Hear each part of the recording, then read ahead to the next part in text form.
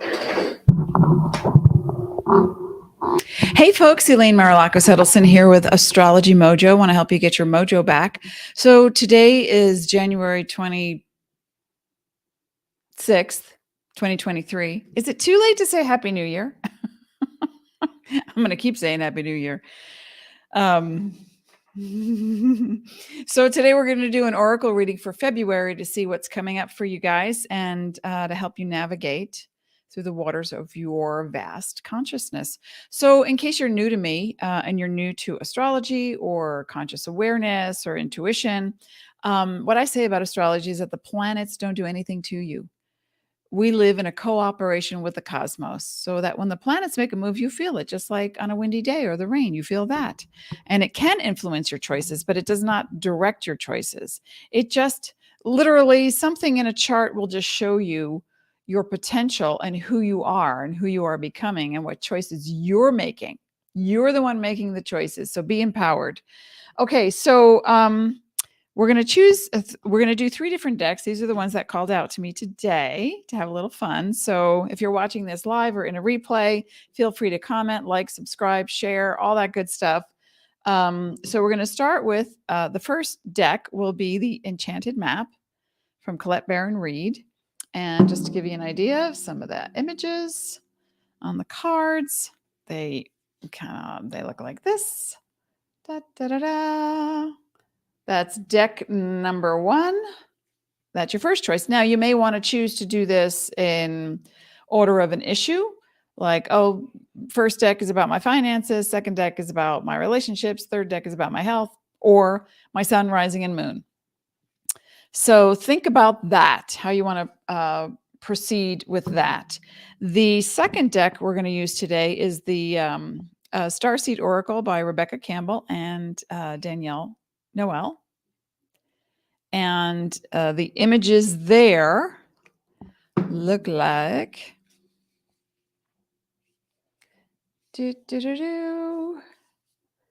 and so if you're vibing with the StarSeed Oracle, that would be deck number 2, numero dos. And then for deck number 3 is another Colette Baron-Reid that we're going to use today, and it is the Crystal Spirits Oracle Guidebook. Now, and what these look like are different things like that. Oh, because I have green screen, you can't necessarily see the green stuff, but there's other. Okay.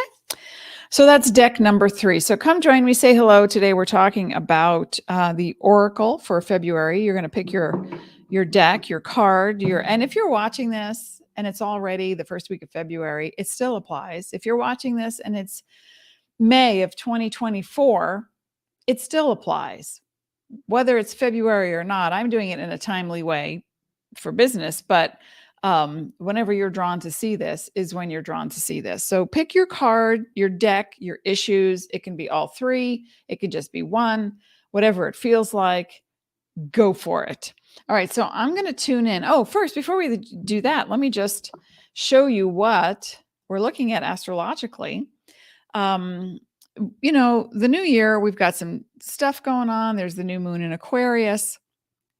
And you know, as I say, the planets aren't doing anything to you, but when I look at a general chart such as this of January 26, 2023 at 9:34 a.m. Mountain Standard Time, I am looking at the at Neptune in Pisces and at 23 degrees. So if you know your chart and you know where Neptune in Pisces is, you're still undergoing that revelation of what I believe, what I think, the mystical part of me, and I'm reconnecting, and or the addictive part of me. And I need to disconnect from that. So there's magical moments and there's mind-bending moments when there's a Neptune conjuncting anything in your chart. And so also we have Jupiter is in Aries now. And so Jupiter represents expansion and philosophy, religion, travel. An expansion can be, oh, I'm just going to keep eating these cookies because they taste good and my waist expands, or I'm going to expand on a new thought. You know, in the sign of Aries, it has more to do with represents what you are doing in a particular area of life that it's like, I just got to get going on this thing, whatever this thing is. And if you know which house Jupiter in Aries is in your chart, it can deal with first house, second house, third house. It's counterclockwise around the wheel.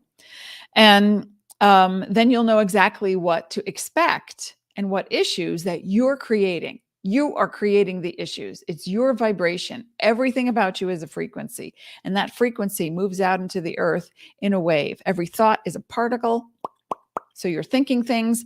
And then that stops the wave and then puts your attention on a thing. So if that attention is helping you to expand in any topic across the board in life, fantastic. If that topic is stopping you because you're obsessing about something and you just have to get it right because you want to prove to them, Jupiter in Aries can narrow focus, represents someone who can be narrow focused, like, yeah, there's only one car wash and it's in the next town. Oh, okay. And then you look up online, hey, there's another one like 3 blocks away. Well, that wasn't there before. So you want to broaden your awareness with certain topics, wherever that lands in your chart. And then moon is Aries. The moon is very transient and it just moves every couple of days in and out of voids as well. And then the north node in Taurus is always opposite the south node in Scorpio for the next year or less, because then we're going to move into the next sign, Sagittarius and Gemini. But the north and south nodes represent been there, done that. Now what I'm moving toward. And then Uranus in Taurus, Uranus has been there for a while. It's at 14 degrees right now. So if you are Scorpio, Taurus, Aquarius, Leo, it represents the part of you that needs to let go of being stubborn, obsessive, controlling, or being controlled, so that you can find your freedom. So wherever Uranus and Taurus is in your chart, no matter what your sun, rising, or moon sign is, it's about your freedom. And how on the collective, it's about using technology to create freedom, to get phones to people who don't have them in the middle of the desert, to use technology to expand our horizons in space, to use technology and astrology to see that we are not being controlled by anything outside of us. So that can also represent science. Okay, so this is like the merging of the ideals and ideologies. And then we have now Mars is in Gemini direct, and it will be there until I think it's April. I have all my notes in the other room. Oh, whoops. Okay, hang on. Do I have it? Well, Pluto. No, I don't. Okay. Oh, well. Oh, whoops. So let me just go through the rest of this as I move my notes aside. Whoops. But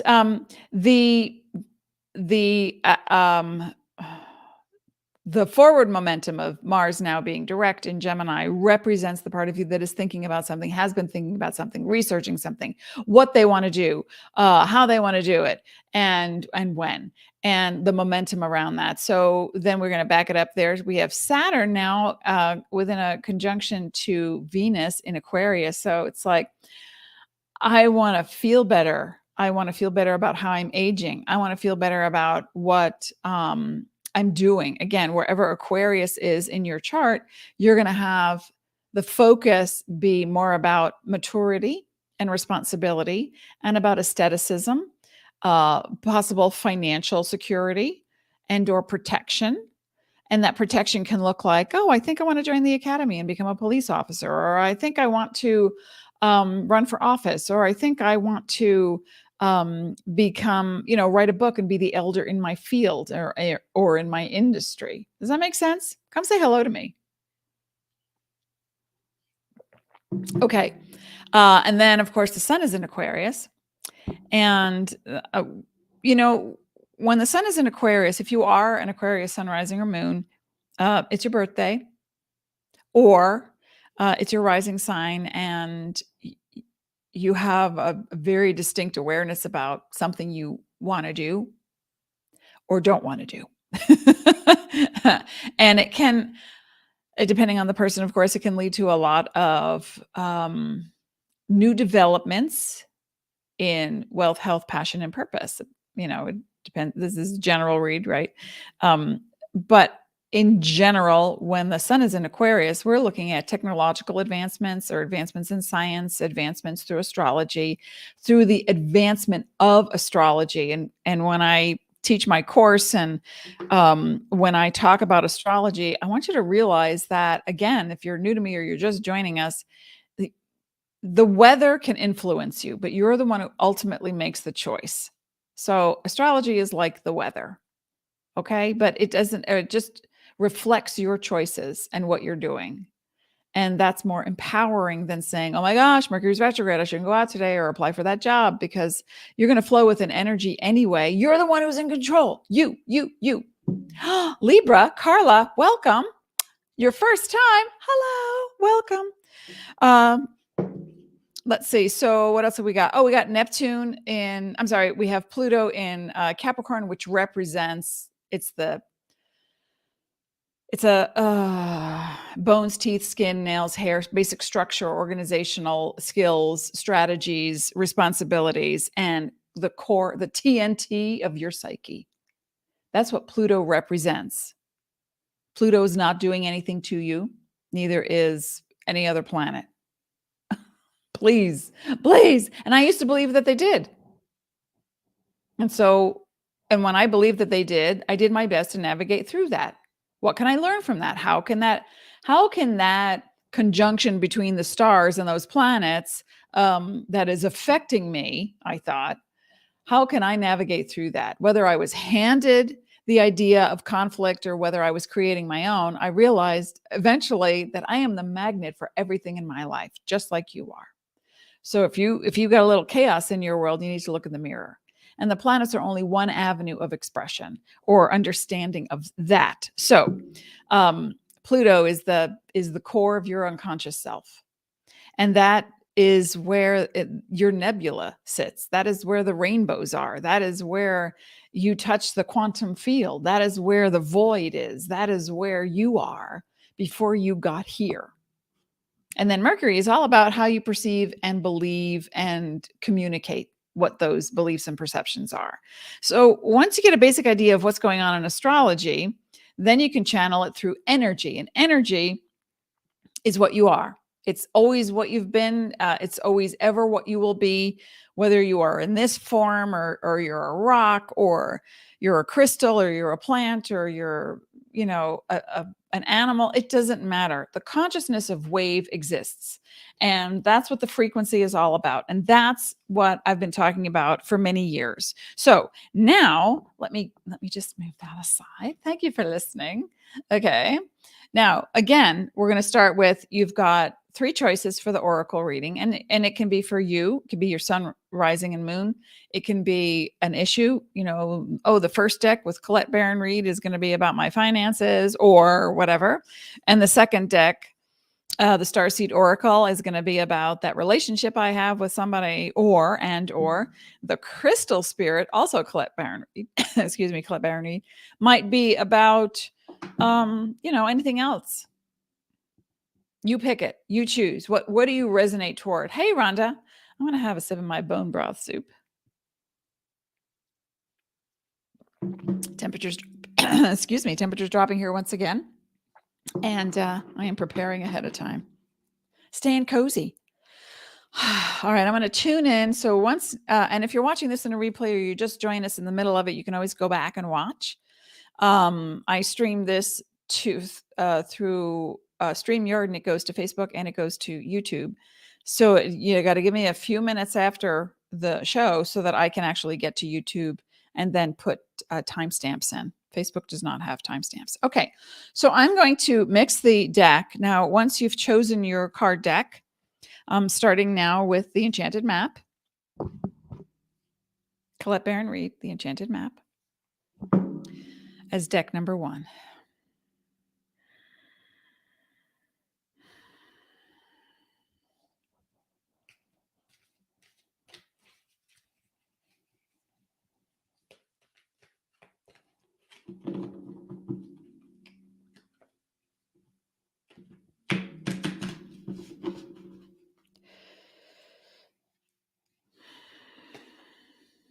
Oh, okay. We have a starter pack. And hang on a second. We have a reversal in this as well. But I'll show you both cards. Beautiful artwork.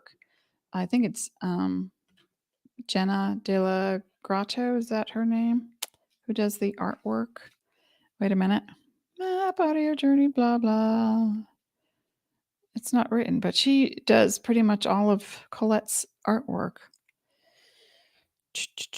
Oh, yeah. Della Grottaglia. Jenna Grottaglia. Della Grottaglia does the artwork. Okay, so we're starting with Spark, number 34. So if you're into numerology, that's a 3 and a 4 is a 7. And the spark always comes from within. But also, I want to get this one here as well. Okay, so we're starting with Spark. And I only have 2 hands, and I wish I had more sometimes so that I could shuffle and move things around on my desk at the same time. Okay, so if you picked for whatever reason, Sun, Rising, and Moon, or a specific issue, the spark is beautiful. If we look at the artwork, this person is creating music. And that is it out of focus? I'm sorry. And there's hearts all around and love. And that creativity can also represent optimism and what you put into a creation. And so she also talks about, which I like, about giving birth, even though there's no baby as really represented in this image, but I see so many subtle images that deal with everything coming from the heart and transformation. We also have a dragonfly at the bottom, if that's not too out of focus. But you see, channeling that information, channeling that flow is something that is at the beginning of something, a new endeavor. So if you're thinking about getting a new job, or you just started a new relationship, or you're trying to have a baby, that spark turns to a flame, and then that flame becomes that new endeavor, and you fuel it. And that's that Jupiter in Aries that I was talking about. It's like, got to get going, got to get it done, something new, boom, bring it into being. So I love that this is the foundational card. Yet what else came out, where is it, was Slow and Steady. Now, it came out in reverse, so I want to look at Slow and Steady in reverse. And it's about tempering that enthusiasm. Like, I'm going to sign up for the chorus, and I'm going to sing this thing. I'm going to sing with them for the spring festival. And, I work 2 jobs so that I could squeeze it in, in the afternoon on a Sunday and rehearse. It's like, whoa. Take a breath. Remember what I said about Jupiter. Jupiter is all about expansion. In Aries, it's very narrow focused. It can be. And it represents the part of you that says, yeah, I got this. I could do this. Yeah, we'll go here. We'll go there. We'll do this. We'll do that. And then, halfway through, you're collapsing from exhaustion. So that it came out in reversed tells me, hey, May's here, that if you chose this deck, you have the spark coming through you. It's already there. It's you. Just tap into it. And then we need to go slow and steady. In fact, this image is a woman who is like a fairy or a magical being who actually is living in the shell of a snail. So you've got the magic, you've got the power. This equals a 12. It's a 3. But a 1 is independence, 2 is collaboration, and a 3 is perception, and then expression. And so coming back to this, we have a 3 in numerology, which represents perception and, beliefs, and then how to express that. And then a 4 is work, hard work, or rolling up your sleeves, or finding strategies and solutions to get to that end result. But you add the 2 together, it's a 7. And the 7 is, let's meditate a little bit every day. Let's tune in to the the higher inner you that's going to say, yeah, that feels good. Let's go in that direction.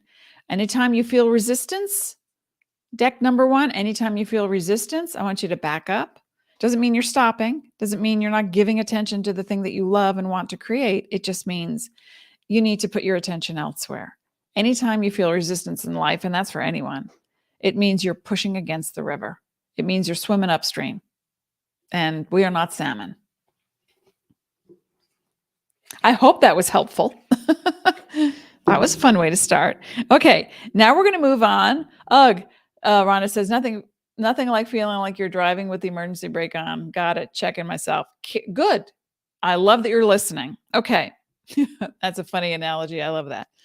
The Starseed Oracle is deck number 2. So if you chose this one by Rebecca Campbell and the artwork by Danielle Noel, I'm going to focus on this one now. How is everyone today? Come join me. Say hello. Like, share, subscribe. Blah, blah, blah. Oh. My shuffling ability is limited as I kind of pulled a tendon here. So I'm just going to have to make do. Something wants to come out sideways. This is deck number 2. Dat savitur verenum. Somewhere in here. And I want to sing somewhere out there. Okay. Again, it looks like it's going to be a 2-card reading for every pile. All right. We have the base is Star Keeper, which is very cool. Now, hers are not numbered, so I have to go alphabetically. Over the rainbow. I found it. This is very cool artwork. Okay. Star Keeper. Ooh, there's a portal above, inside a portal, and a portal in through the heart. Cosmic ancestor. Seed the light by staying grounded. You're an ancient keeper, an anchor to the seeds of your own uniqueness. It says we're at a tipping point. And it also has to do with the, I've never pulled this card, so I do have to read some of it. The survival of Earth and all its species is coming to a head. So the more grounded you remain during this transitional period, the more helpful you'll be.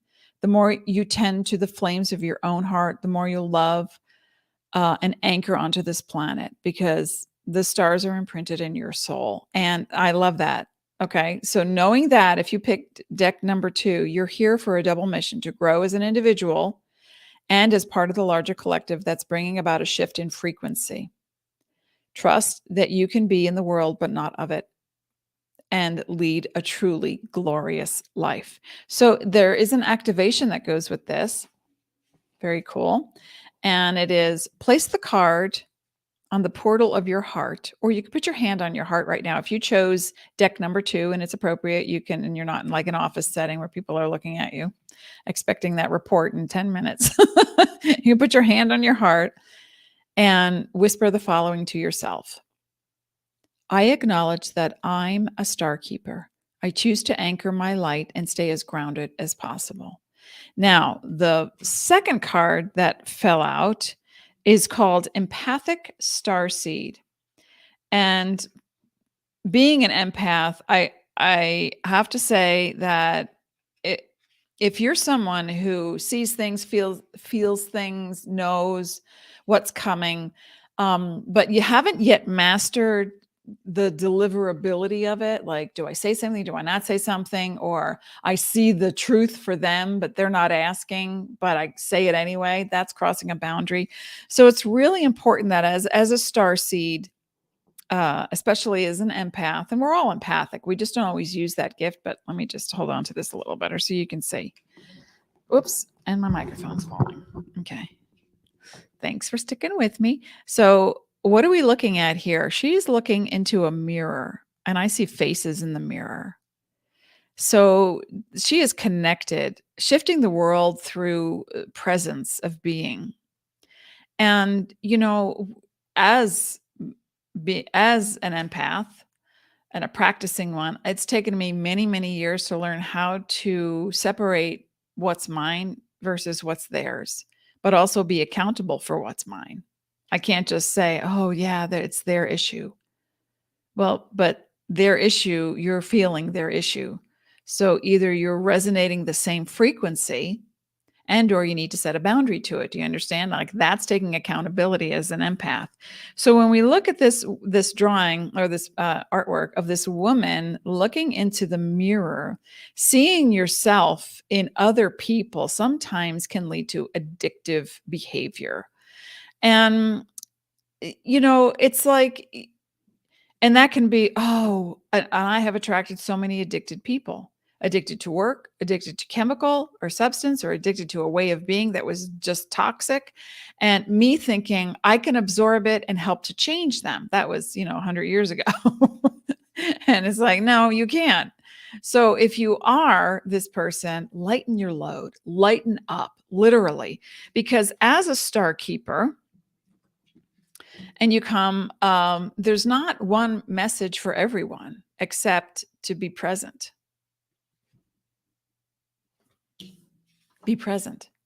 Know who you are, know what you feel, know what you believe, no judgments, but healthy boundaries. So important. Does this make sense? And I think there also was an activation for this one. Let me go back to that. I hope this is helping because as an empath, I know that I can see. Sometimes I used to look at someone's total potential and go, oh, and then I would relate to them as if they were that person already. But it would be like tangled wool or knotted yarn.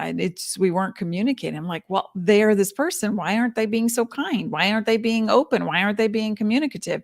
And I realized that they hadn't realized that they could be this person yet.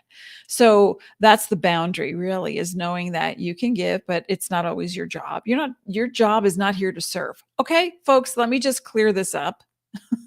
Your job is not to serve others. Your job is to be present and to create a reality that you choose. That's why you've come here. Just like, drop that burden right now. It's not your job. It's nobody's job. You came to create. Now, whatever kind of reality you want to create, if you are choosing service to others, it's a choice.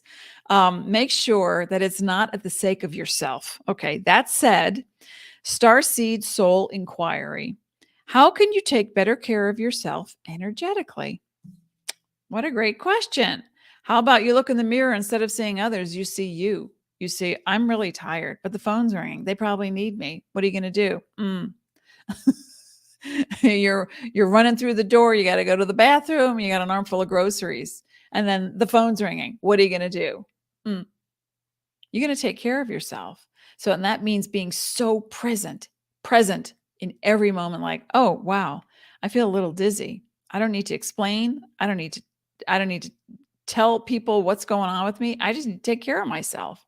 So maybe I'm hungry. Maybe I'm dehydrated. Maybe I'm thirsty. Maybe I need to lie down because, there's crap happening and I'm feeling it. So, that's where you shore up your energetic boundaries and you surround yourself with light. And that is this image. Okay. Surround yourself with light. You're in a healing bubble.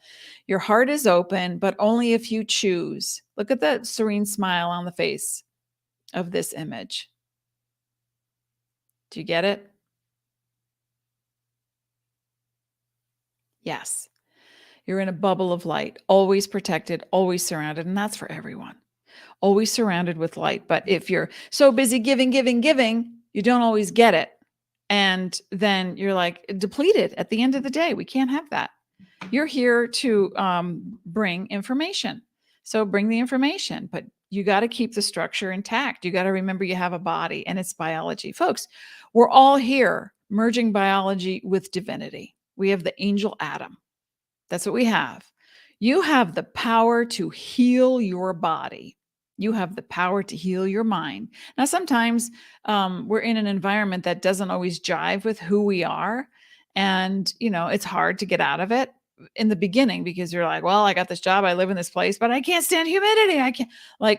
I couldn't do it growing up, but I didn't realize I had a choice. It's like, well, why don't you just move?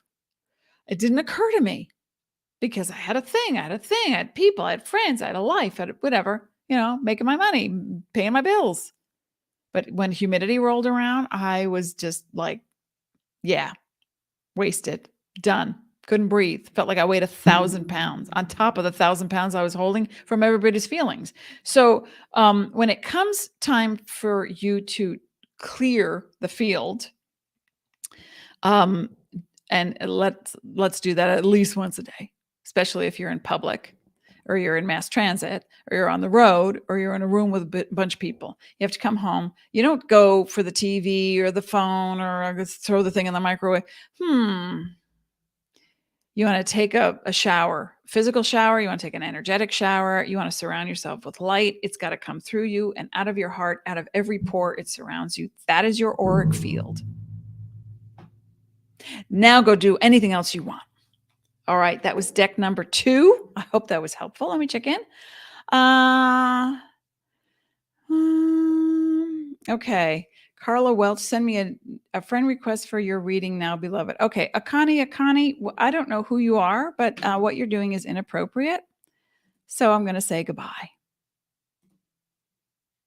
And I wish you well.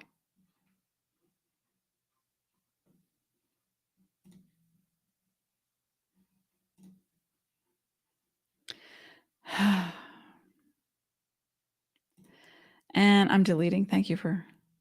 I'm deleting and blocking this person. It happens. Oh, Carla, you're so kind. I love that.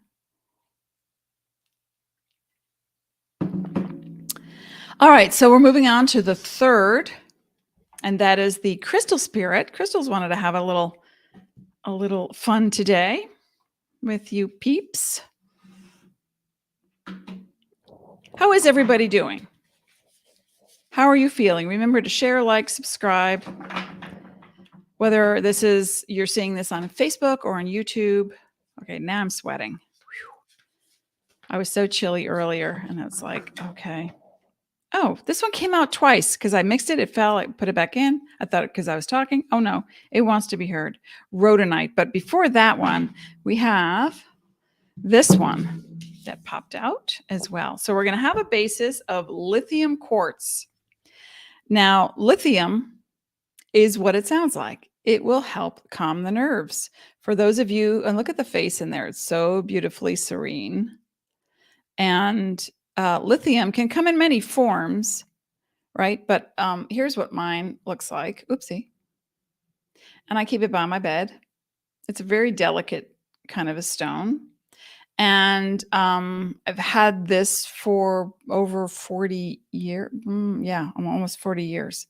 And I would sleep with it, but sometimes I would hold it in my hand or under my pillow in a soft pouch so that it would help me. And then you can also take lithium orotate over the counter. It helps to boost cognitive awareness. But 3 to 5 milligrams, I found anything more actually produced anxiety. You'd have to check it out. Check with your doctor. I don't prescribe. I don't diagnose. I talk about your vibe. And so, but I found lithium orotate taking the pill when I had moments of high anxiety. I would make sure I was hydrated, I ate well, I rested, I meditated, I napped if I had to. And if I still had like, what's this thing going on? I needed something in my body. I would either do crocus sativas, which is saffron drops. I'd start with 5 and just see how I felt. And there, 10 drops is equal to 10 milligrams of Prozac, but there's no side effects. So lithium energy in a quartz is about that beautiful, oh my gosh. And the number, of course, is 33. And that's a very magical spiritual number. It's the consciousness. Some would call it the Christ consciousness, but it's not religious, not about Jesus. It is about awareness in humanity and about being generous. So lithium quartz is, I just picked up the wrong book. So I won't find it in there. Hey, Lynn. Oh, Carla, you're looking for new decks? Well, this is a great one, the Crystal Spirit. Deck number 3, folks. And this is about interconnectedness. Now, with crystals, you can read about crystals and say, oh, well, here's my watermelon tourmaline, and I use it because it says in the book, blah, blah. Or here's my moldavite, and I use that because it says blah, blah. Hold the stone in your hand, either hand, both hands. Hold it to your heart. See what it means to you. Please don't just go by a book or by what you read on the internet. You got it, because rocks hold energy. Everything holds energy, but these crystals can change shape when worked with. So that means they can transmutate, right? So that means that the energy in them you can feel if you're tuned to them. So lithium quartz is where we're starting, and she talks about amplifying the qualities of your inner self that can bring you joy and fulfillment through calmness and attention, and retrain your senses to recognize that all is well when you are tuned into the rhythms of the earth and aware of the interconnectedness, the water, sky, yourself, the ground beneath your feet, the breeze, the birds. And I love that, because if you were to drink lithium, yeah, you'd chill. You'd be very what is that? Oh my gosh, it's the Hawaiian phrase of peace and joy. Anyway, it just escaped me, but something Lonnie. And you just kind of chill. Now, if you were fortunate enough to go to a hot spring and take a lithium bath, your body suddenly feels buoyant on the inside. You can relax even more. So it's a great mineral chemically for the body. Again, check it out, do that research, talk to a doctor, your healthcare provider, tune into it. But for a meditation stone, it's really great to have around when you're high vibing the rest of the day and you just need to chill. The second card that came out is rhodonite. And I was looking for my rhodonite, but it's not in here. I'd have to run. We're having plumbers here today doing some work in the other room, so I don't think I'd find it. But anyway, rhodonite. And a rhodonite, any pink stone, is really more about heart opening and connecting to the part of you that needs to do self-love work first, which is not work, really. It's just being present and realizing that you are pure conscious love. You are pure conscious love. You are pure conscious love. I'm sorry, who are you? All right. So Colette talks about harmony in relationships as well, connecting with others. And lithium is also, once you get that chill factor going, you can read a vibe. And that is harmony in relationship, but first to yourself. You have to tune in body, mind, spirit with lithium. And then, I love this, rhodonite is tuning in with other people for that feeling of harmony, and I just see this image of this little fountain. Like, you inhale through the crown chakra and you fill up your body with that peaceful love, pure conscious love. And then when you exhale, whether it's words, whether it's feeling, whether it's intention, what comes out of you toward another is very genuine and very real and very filled with love. To say the word loving, it's like a verb. You're not a verb. You are love. Tag, you're it. So when you're doing this, I want you to think about the people you are attracting in your life right now. Are they needy? Deck number 3. Are they needy? Are they in their own version of healing and coming up to speed? Remember, everything is vibration first. So if you are feeling angsty and weirded out, you might attract, that kind of conversation with someone. Or suddenly you put in a call to your dentist and you didn't get a call back, and you're like, because you're already feeling angsty and weirded out or judgmental, or you got that tangled vibe going. There's not going to be a harmonious juncture between you and that. So if the receptionist at the dentist's office is really happy and light and cheerful, she's not going to vibe with yours. You're not going to get a call back right away. Or if you do, it's not going to mesh. And so what you want to do is always remember to give to yourself first. Always, always, always. You first. And when you get that calm lithium feeling, like, yeah, I'm chill. Like, who is it? We were talking about this the other day. I went to school for animation a long time ago, so we watch a lot of animated stuff. And plus, I was an artist, and before I was all that. Anyway, so when I think of Chicken Joe in Surf's Up, I have to laugh. We were talking about Chicken Joe the other. It's like Chicken Joe is like the epitome of lithium. Like, dude, it's all good. Sitting in a pot being boiled. And he's like, wow, this is a nice bath. It's so cozy.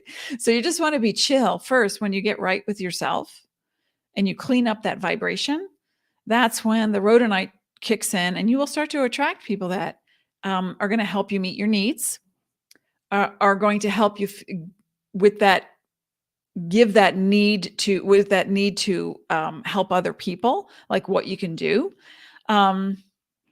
Let's see. Does that make sense? I hope this is helping, because this, all these cards and all these decks only, and even astrology, only ever reflect your vibration.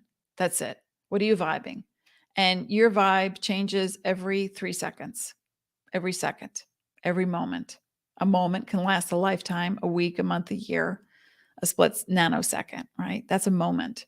So a moment in time, and wherever you put your thought, wherever you put your vibe, wherever you put your energy, that's what grows, and that's what becomes bigger. So if you would like more harmony, if you would like, astrologically, what we're looking at is, we're in tune.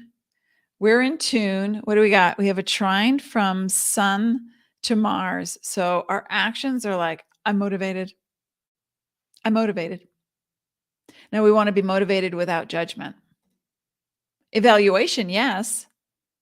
I'm ready to buy a house. Let's see. There's 2 in the running. Well, I love both locations. I love they on paper they are equal. You close your eyes and someone reads you the address, and you're going to get a vibe in your heart, and you're going to go, yeah, number 2. That's the one. Can't explain why. I just know it. Do you understand? Makes sense? I hope this is helping. Let me just check in real quick. May. La, la, la, la. Cobabs, I am a star keeper. Thank you. Thank you for your service. Thank you for your time, your attention, your energy. Carla's looking for some new decks. Well, let's see. Enchanted map, very cool. StarSeed Oracle, very cool. Crystal Spirits, very cool. What else am I using? Oh, so many. I got these for Christmas, and I love them. Oracle of the 7 Energies, very cool. And a whole lot of others. Come back next time and we'll do more. Is this helping, folks? Which cards, Carla? I get most of my cards either as a gift. Carla wants to know where to get my cards. Either as a gift, like for Christmas or my birthday, or I look online, I get a vibe. Or if I see artwork, I like to read what the definitions are to things, because that will speak to me as well. One of my favorites, let's see, is, of course, Alana Fairchild, who also has music on. And this is the artwork of Andrew Gonzalez, and it is profound. I was gifted a painting on my wall. The artwork by Andrew Gonzalez is absolutely, this guy is tuned in. And I even watched him, how he does his process. And it's just so spectacular beautiful. And then there's the Secret Language of Light. These are also beautiful. Denise Jarvie, I found this one online. I liked what it said, and I liked the artwork. So these are beautiful. A lot of fractal images and beautiful sayings and such. So there you go. Oh, somebody says new comments. I have to scroll down. Hang on. Okay, so hey, Teresa's here. Hi, Brandy. Okay, so what I'm also doing. Oh, I'm sorry, Kobab. Sitting with a kidney stone, frustrated and in pain. If you have moldavite, that can help too. And refocusing instead of, listen, if anybody is in emotional or physical pain, a really great thing to do is to find some comedy online, anything that speaks to you, and or certain vibrational sounds. Meilan, MEI-LAN, Anders Holt, very spiritual music, but the tonal value and the frequency of these sounds, also David Primal, it helps to move energy. Just like, I have tuning forks, and every morning I tune myself. But to help you break up something right now, to not be in pain, if you have an ear infection or tinnitus, might want to lower the volume. But this is for everyone to just tune in and absorb the information of today. And here we go.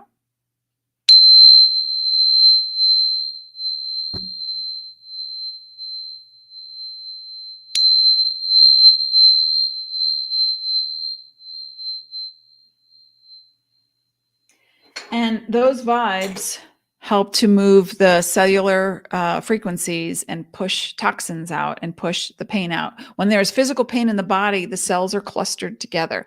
So when you meditate or use frequency and sound, like what I just mentioned, binaural beats as well, theta waves, delta waves, you need headphones for that, really, to get to the crux of things. Then the cells separate and there's less pain. So that's what meditation is actually fantastic for. I hope this was very helpful. And also, let me just put it here. I put it in the I